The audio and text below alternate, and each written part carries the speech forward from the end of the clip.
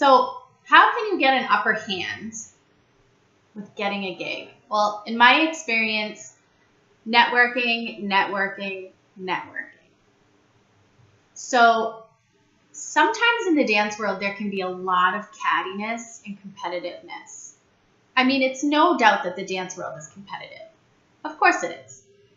You know, there are jobs and 100 dancers want the job, but only, 4 are going to get it.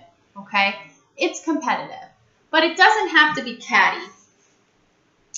You can walk into an audition with a positive attitude, hoping that everybody has an audition, a good audition. And that doesn't take away from you or your talent or your chance at getting a job. Because you might be what they're looking for. So walking in with a good attitude isn't going to hurt you. And in fact, people don't want to work with jerks. You know what I mean? People want to work with people who are cooperative, who are pleasant, and who can finish contracts from start to finish. They're not going to want someone who has an attitude, who might be causing problems with the rest of the cast, who might get mad at something the dance captain says and then quit, and then they're looking for a replacement in the middle of the contract. Okay? So being agreeable and being someone who knows what their job is and does their job well is very important. In my experience, burning bridges is not a good choice because the more you work in the dance world, the more you see how small it really is. And especially today with social networking, you will find your worlds colliding more and more.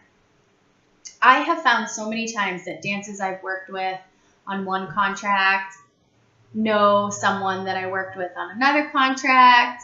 The casting director of this show is now working on that show, and this person recommended me for that job. So keeping your relationships workable and pleasant is a good choice, in my opinion.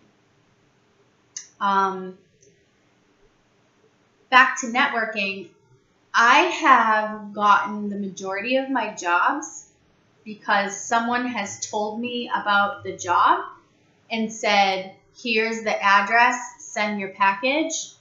And then after I do that, they see on my cover letter that I was referred by this person that has already performed with them. And then they'll call that person for a reference, and that person will give a good reference, and then I get an offer. So you still have to audition. You still have to have your technique and your performance quality.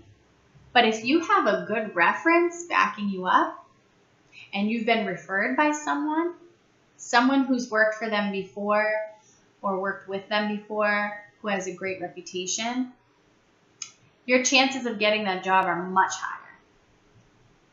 So, networking. Meet all the people you can. Keep contacts with all the people you can. And be a good person. Work with integrity. Do the right thing.